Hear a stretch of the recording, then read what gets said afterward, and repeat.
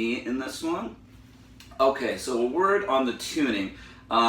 It's roughly between down a half step and down a full step. So I just decided to play this down a half step. And you know, you might want to, if you're going to sing this, that'll be a consideration as to how you'll tune the song. But otherwise it sounds good in both tunings. Alright, so with this one, we're in the key of E major, and we'll get after the chords for the intro and verse progression that I just played. So it starts off with your one chord in the key of E, in E chord.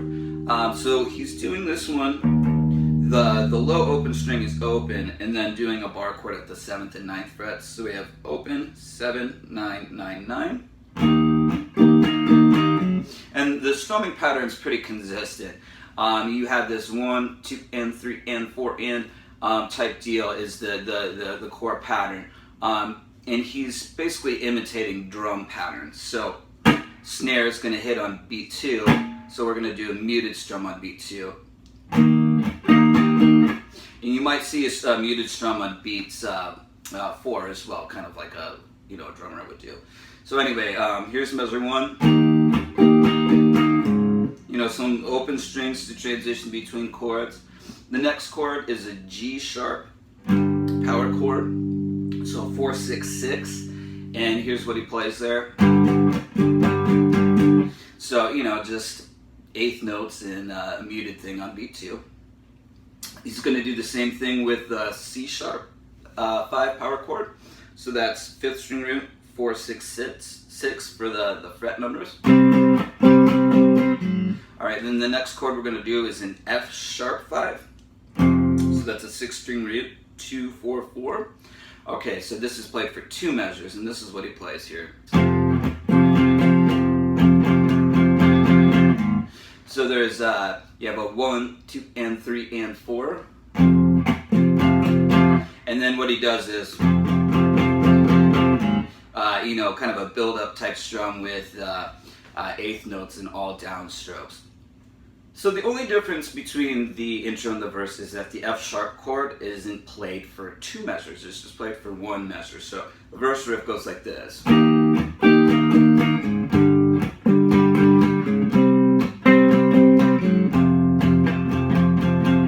So, you're doing the down strums on the F sharp still, but just cutting out, I guess, the measure that came before that in the intro.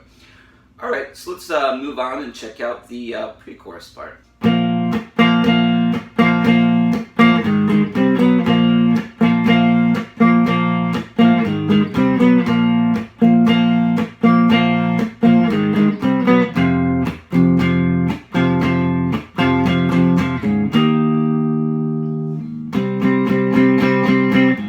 Alright, so that's the pre-chorus part. Pretty simple. We have a riff that is repeated 6 times. So that's the riff that sounds like.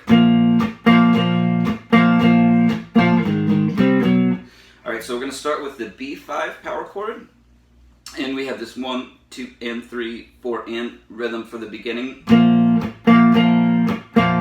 And so you have the muted strums on beats 2 and 4.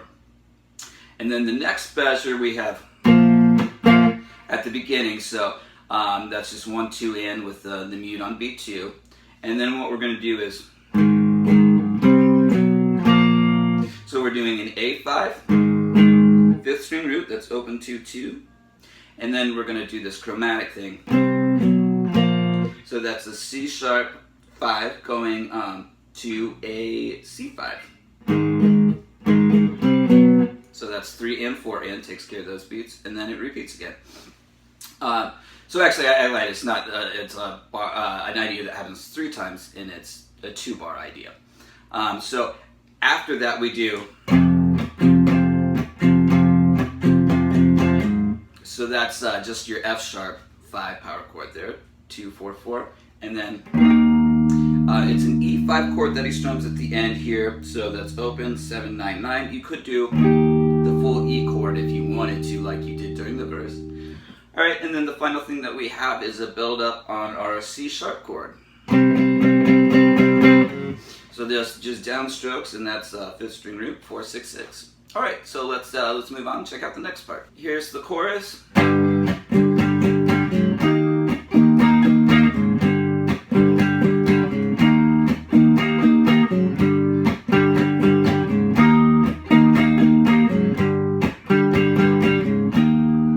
So I think we've talked about this in the past a lot. Doing, two chords whose root notes are minor third or major third apart is awfully common for Kurt Cobain choruses.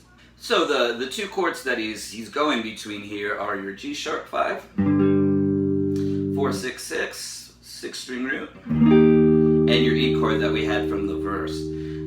So just a real simple strumming pattern.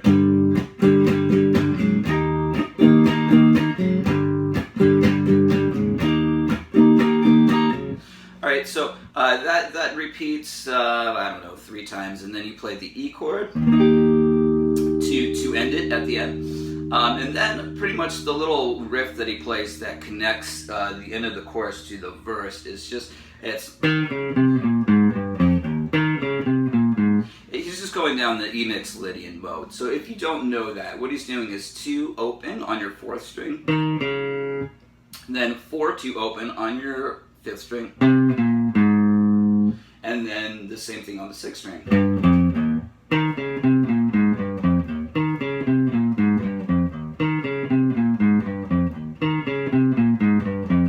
What he does on the last time and towards the end of the song, he does do a longer transition, and what he's doing is getting really messy and playing the 3 low open strings in combination with the scalar passage that he's playing. So I would probably not play it like that. You could probably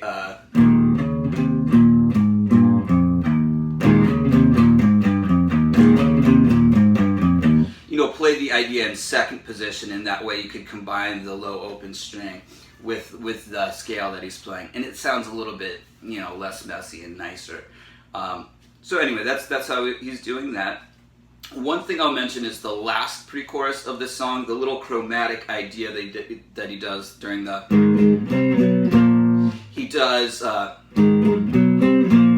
he switches the C sharp and C5 power chords. Not sure if that was intentional or just like a memory slip or something like that, but that does happen later in the song, so you might notice that if you're playing along with the recording. Okay, so that pretty much takes care of all of Do Re Mi by Nirvana. If you'd like the tabs, as usual, just get a hold of me, and please subscribe and check out my other social media and my website and all of that. I'd really appreciate it. All right, so I'll see you around, guys. Thanks a lot.